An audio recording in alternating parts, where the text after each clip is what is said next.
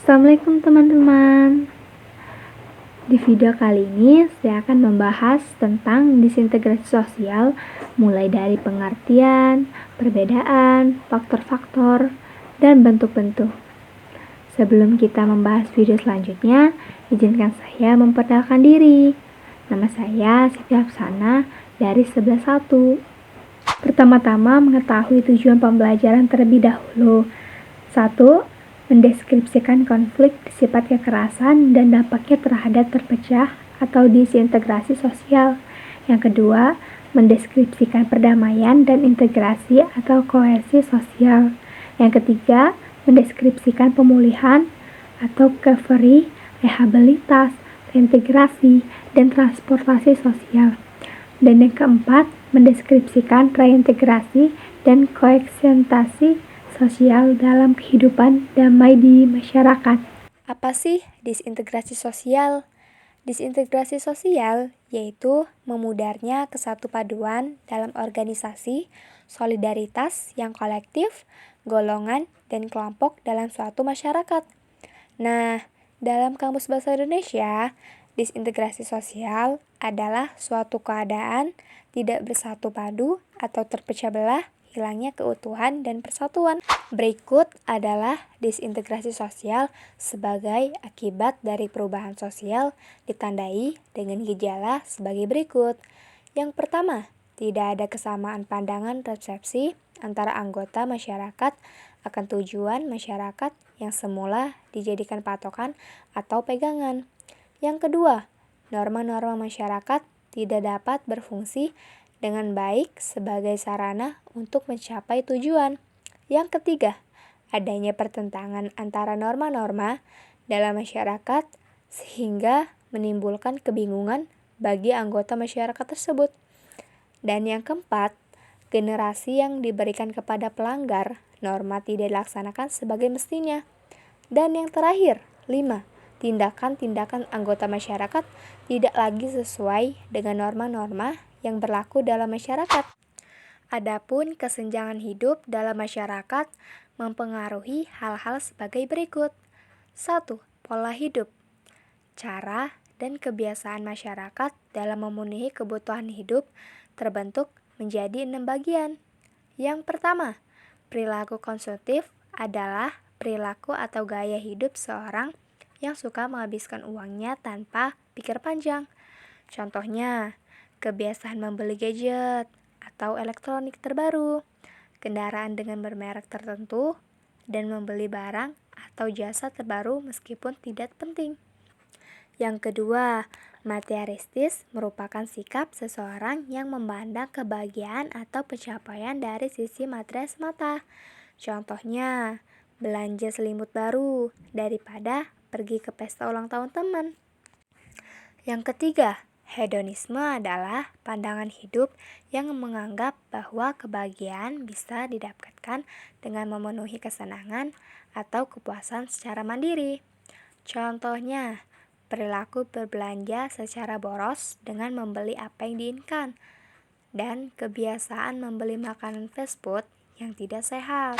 Yang keempat, westernisasi adalah sebuah contoh proses di mana pola kehidupan masyarakat meniru gaya budaya barat, seperti gaya berpakaian, tingkah laku, maupun kebudayaan. Contohnya, gaya hidup yang bermewah-mewah, gaya rambut kepirang-pirangan, pergi ke klub malam. Dan yang terakhir, sekularisasi merupakan sebuah paham yang hanya mengedepankan pada keberadaan semata dan memisahkan antara kehidupan dunia dengan akhirat. Contohnya, ada orang yang mengaku-ngaku beragama, tidak mau memberikan sedekah untuk hal-hal duniawi, seperti pembangunan jalan raya atau rumah sakit sebagai fasilitas umum. Berikut ciri-ciri pola hubungan antar kelompok. Yang pertama, aksi protes atau demonstrasi dengan cara anarkis. Yang kedua, kenakalan remaja yang disebabkan karena pertengkaran dengan orang tua. Yang ketiga, Kriminalitas merupakan suatu bentuk penyimpanan sosial akibat adanya tekanan sosial dari masyarakat sekitar. Yang keempat, gejolak daerah, bentuk dan reaksi masyarakat yang kritis terhadap kebijakan pemerintah. Yang kelima, terorisme, suatu gerakan yang terorganisir untuk meneror suatu kelompok masyarakat. Berikut adalah bentuk-bentuk disintegrasi sosial. Yang pertama, pergolakan daerah. Hal ini didasarkan pada beberapa alasan, diantaranya seperti ideologi, politik, ekonomi, dan sosial budaya. Yang kedua, aksi protes dan demonstrasi. Hal ini dilakukan karena adanya ketidakpuasan terhadap kebijakan-kebijakan yang menyangkut kepentingan umum. Yang ketiga, kriminalitas, yaitu cenderung pada kejahatan-kejahatan yang bersifat disosiatif yang cenderung melawan norma hukum. Dan yang terakhir, kenakalan remaja, salah satu bentuk masalah generasi muda yang menggambarkan disintegrasi akibat adanya perubahan sosial. Berikut faktor-faktor penyebab disintegrasi. 1. Perbedaan kepentingan. Ada dua jenis kepentingan dalam diri individu, yaitu kepentingan untuk memenuhi kebutuhan biologis, contohnya seperti makan, minum, dan lain-lain. Kebutuhan akan psikologis, contohnya kebutuhan untuk diterima oleh orang lain, kebutuhan dicintai, kebutuhan akan kebebasan dan rasa aman. Adapun perbedaan kepentingan tersebut antara lain: A. Kepentingan individu untuk memperoleh kasih sayang. B. Kepentingan individu untuk memperoleh harga diri. C. Kepentingan individu untuk memperoleh posisi dan potensi. E. Kepentingan individu untuk membutuhkan orang lain. F. Kepentingan individu untuk memperoleh kedudukan dalam kelompoknya. Dan G. Kepentingan individu untuk memperoleh rasa aman dan perlindungan diri. Yang terakhir, kepentingan individu untuk memperoleh kemerdekaan. Lalu yang kedua, prasangka dan diskriminasi. Prasangka adalah penilaian negatif atau ketidaksukaan, bahkan kebencian terhadap sebuah kelompok ataupun individu yang diwujudkan melalui sikap negatif yang biasanya terjadi karena adanya konflik atau ketidaksukaan terhadap individu atau kelompok lain. Diskriminasi adalah sikap membedakan secara sengaja terhadap golongan-golongan yang berhubungan dengan kepentingan tertentu. Berikut adalah sebab-sebab terjadinya prasangka. Menjadi 3 bagian. Yang pertama, pendekatan historis didasarkan pada pertentangan kelas atas dan bawah. Yang kedua, pendekatan sosial, kultural, dan situasional. Mobilitas sosial atau perpindahan dari strata satu ke lainnya.